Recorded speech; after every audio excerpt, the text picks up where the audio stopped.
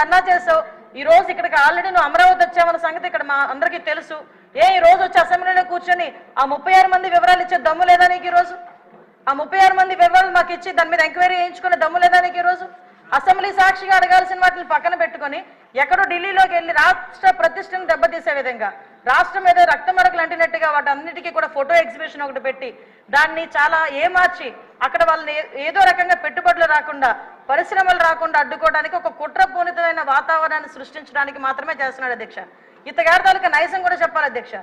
అధికారంలోకి వచ్చిన తర్వాత 2024 అధికారంలోకి వచ్చింది అధ్యక్ష.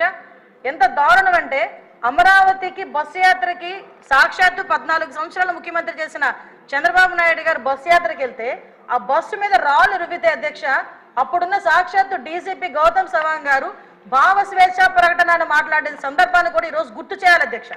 ఎందుకంటే ఆ రోజు శాంతి భద్రతలు ఎలా ఉన్నాయి, ఈ రోజు శాంతి భద్రతలు ఎలా ఉన్నాయి కంపేర్ చేయడానికి మీరు నాకు 5 నిమిషాలు టైం ఇవ్వాలి. ఎందుకంటే ఇది రాష్ట్ర ప్రతిష్టకు సంబంధించిన విషయం.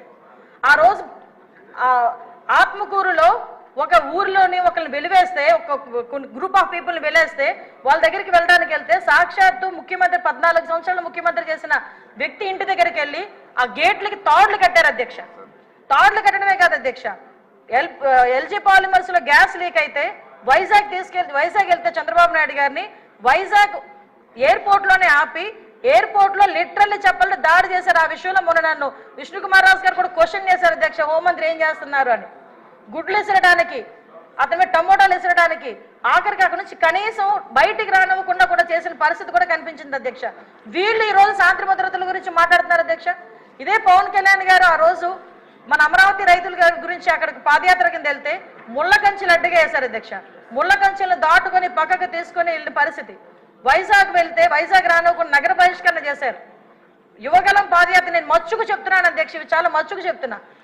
యువగలం పాదయాత్రలో లోకేష్ బాబు గారు పాదయాత్ర చేస్తా ఉంటే కనీసం స్టూల్ ఎక్కి నుంచోడానికి కూడా పర్మిషన్ ఇవ్వలే. అంటే వీళ్ళ తాలూకా దౌర్జన్యాలు ఏ రకంగా ఉన్నాయి? ఎవరిని వదిలేశారు అధ్యక్ష? మీడియాను వదిలేశారా, లేదా జడ్జెస్ వదిలేశారా, పారిశ్రామికవేత్తను వదిలేశారా, తెలుగుదేశం పార్టీ కార్యకర్తలు వదిలేశారా, సామాన్య ప్రజలను వదిలేశారా? ఎవరిని వదిలేశారు అధ్యక్ష?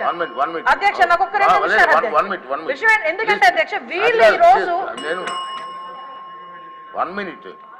12 గంటలకి మన గౌరవ ముఖ్యమంత్రి గారు శాంతి భద్రతల మీద వైట్ పేపర్ రిలీజ్ చేస్తున్నారు. అంచేత వారు అన్ని వివరాలు చెప్తారు, మీరు క్లుప్తంగా చెప్పండి. అంటే గుర్తు చేస్తున్నారు అధ్యక్ష. ఎందుకంటే ఈ విషయం ఏంటంటే వీళ్ళు మన నోటికి మరుపు ఎక్కువలా ఉంది అధ్యక్ష. మాట్లాడితే ఏ రోజు ఆ రోజే మాట్లాడుతుంటాడు జగన్మోహన్ రెడ్డి.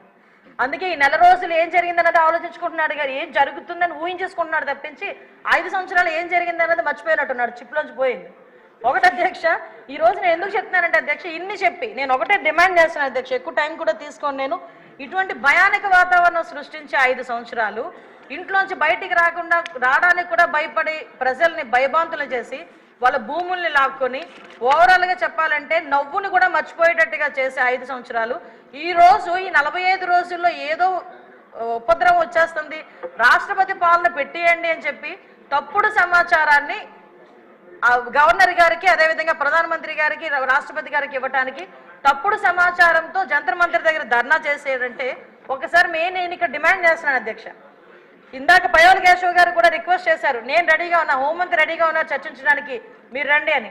నేను ఇన్వైట్ చేస్తున్నా మళ్ళా పులివెందుల ఎమ్మెల్యే గారిని, రెండు ఒకసారి మీరు ఎమ్మెల్యే కదా, అసెంబ్లీ సమావేశాలు జరుగుతున్నాయి కదా, 36 హత్యలు అని చెప్పారు కదా, ఒక హోంశాఖ మంత్రిగా నేను రిక్వెస్ట్ చేస్తున్నా, మిమ్మల్ని రెండు ఒకసారి చర్చించుకుందాం. 36 మంది పేర్లు ఎవరైతే ఇవ్వండి, ఆ పేర్లు డీటెయిల్స్ ఇవ్వండి. ఆ డీటెయిల్స్